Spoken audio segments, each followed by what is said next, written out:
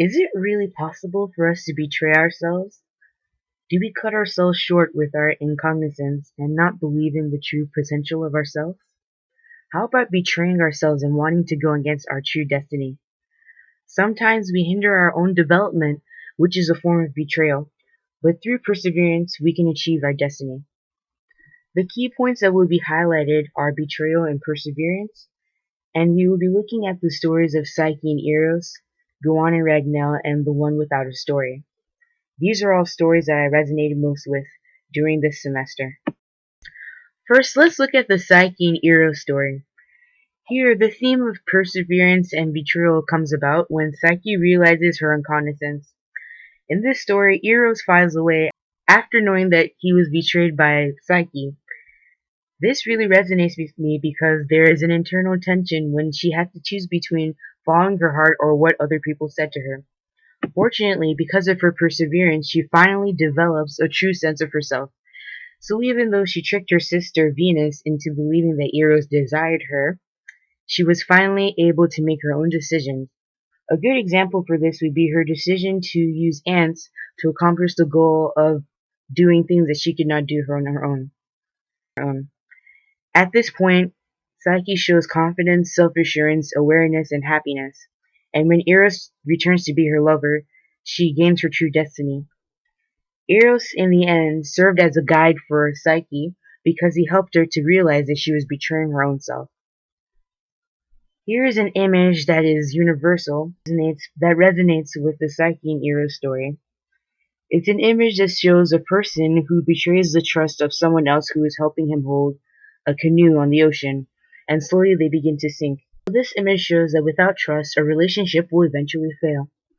Tags, the ones without a story, and Gwen and Ragnell are the ones shown. This universal image of a hand dropping the world into another larger hand is a universal image that really resonates with me. This is because it can be applied to the Gwen and Ragnell story and the one without a story told in class. This implies that in order to achieve the true destiny of a person, they need to let go and let destiny take its course. This is a large challenge that was seen in the two stories that were aforementioned.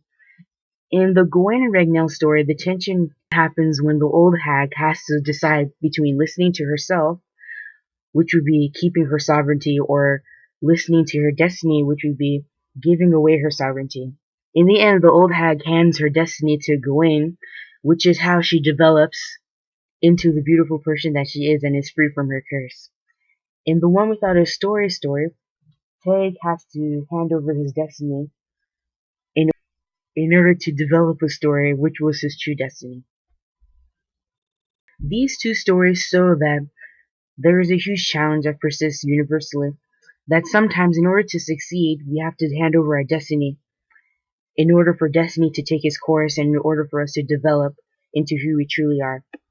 I have two local images that will be used to describe the Psyche and Eros story and also a local level image that was seen on campus.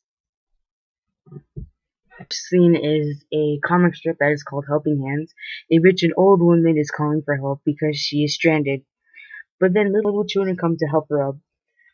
This is related to what was shown in the Psyche and Eros story, where Psyche uses small ants to help her accomplish a goal that she cannot achieve. This translates to a local level because oftentimes we need to hand over things that we cannot do our own selves to smaller individuals who can still help us. This shows that little people can do big things. Another local level image is of the statue of Testudo, captured by my group for Journal 14.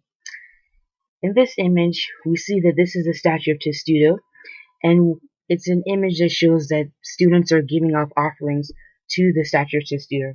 Is related to the Tig and Gawain story because sometimes people have to put their faith in others in order to achieve their true destiny. At the University of Maryland, students continuously put their faith in Testudo, even offering him gifts before exams. This has been widely accepted, although Testudo is just a statue. Offerings have believed to help someone succeed.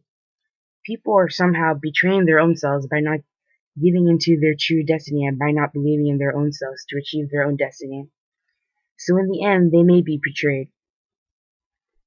This image shows that it is okay to accept this statue as important and that it has an impact on one's attitude, but in order to prosper in one's academics, that person would need to take the initiative on their own. These are the images that resonate with me most for the DMP3 assignment, all with the purpose of trying to amplify the theme, perseverance and betrayal, in which a person can betray their own selves, this betrayal through their own selves with internal conflict, but overcome this through perseverance.